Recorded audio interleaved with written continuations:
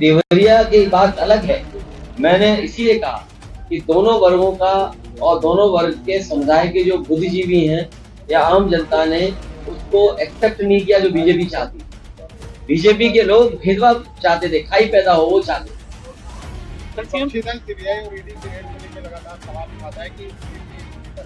ये पहले कांग्रेस करती थी, कांग्रेस चली गई, आज बीजेपी कर रही, बीजेपी चली जाएगी।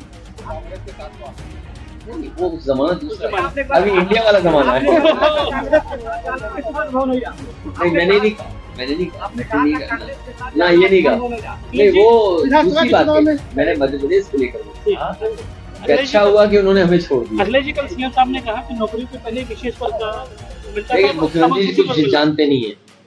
ये जो सवाल आप मुझसे पूछ रहे हो ना, मैं आपसे कहना चाहता हूँ और बड़ी जिम्मेदारी के साथ कहना चाहता हूँ, मुख्यमंत्री जी जानते नहीं है। अगर ये बात कह रहे हैं तो उन्होंने कहा कि संविधान की शपथ ली है, एक ही वर्ग को नौकरी मिलती थी। अरे कितने साल से आप कहोगे, आपने विधानसभा में नहीं सुना था 46 में 56? तो हमने उससे पूछा कि जो आप सूची बता रहे हो वो सूची तो हमें दे दो, आज तक नहीं दे पाए। लखनऊ कानपुर यूनिवर्सिटी, आपकी गोरखपुर यूनिवर्सिटी में भर्ती कौन हुए? कहीं वीसी को पिटते देखा आपने, अपमानित होते देखा? मुख्यमंत्री जी के हम वीसी अपमानित होना बताओ।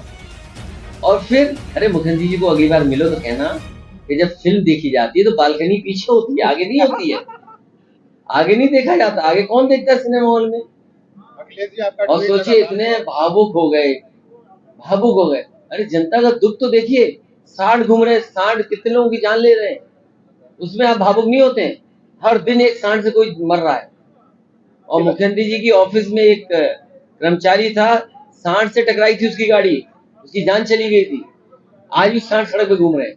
नेताजी आप कहें जाति जनगणना हमारी सरकार बनेगी तो करेंगे, और बीजेपी कहती है जाति जनगणना नहीं मानती, उसको क्या? बीजेपी कुछ नहीं मानती, बीजेपी जब हार जाएगी तब मानेगी। जिस तरह रैलियां बीजेपी भी कर रही है, आप लोग भी कर रहे हैं। देखिए मैंने आपसे कहा बीजेपी वाले की रैली में कोई आ नहीं रहा, सब कर्मचारी वगैरह ला रहे दबाव बना के।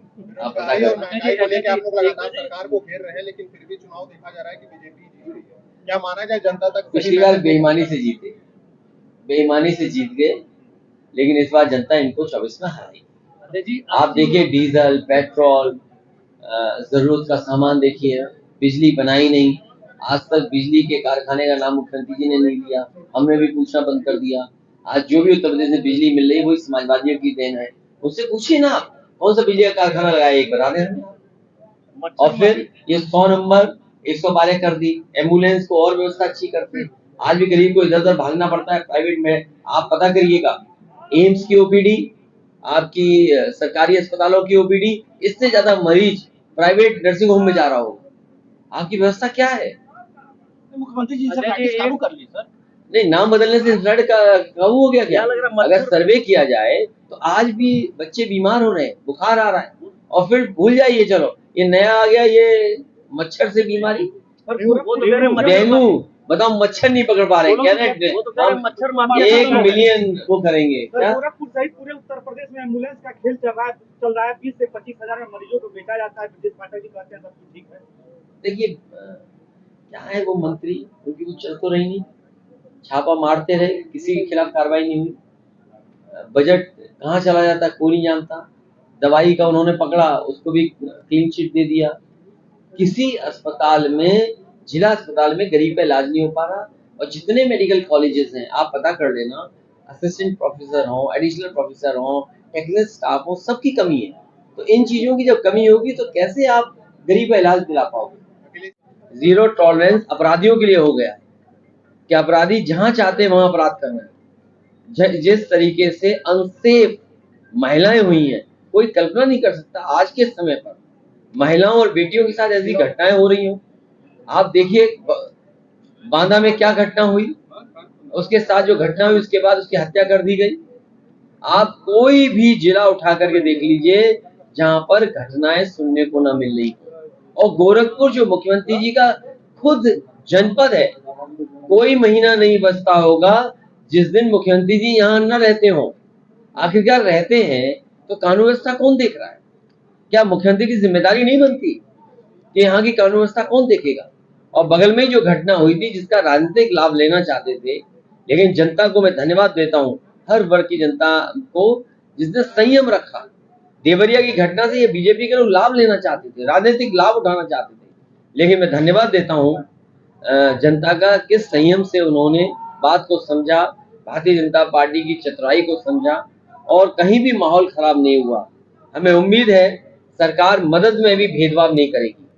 ये चुपचाप भी जो मदद कर रही है सरकार, इनको इस तरह की मदद नहीं करनी चाहिए।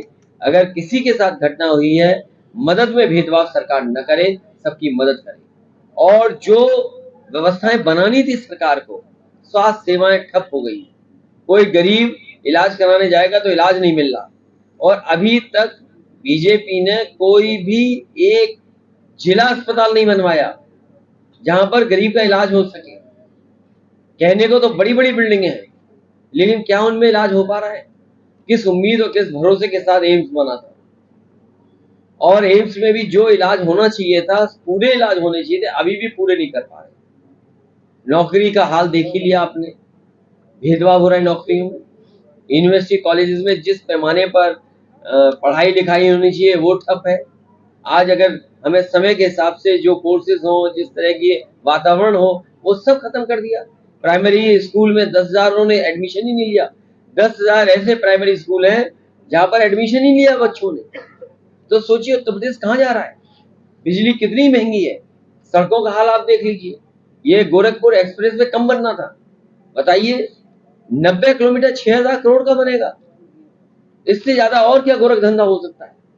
इसलिए हमें उम्मीद है कि जनता में जो संदेश देने का काम समाजवादी लोग और इन सम्मेलनों के माध्यम से हो रहा है, हम लोग सफल होंगे, कामयाब होंगे, और 24 में भारतीय जनता पार्टी को पीडीए हराएगा, एनडीए हारेगा, पीडीए जीतेगा। पूर्वांचल में क्वालिटी एजुकेशन और एक्सीलेंट प्लेसमेंट के लिए राष्ट्रीय और अंतर्राष्ट्रीय पुरस्कारों से सम्मानित KIPM गीडा गोरखपुर।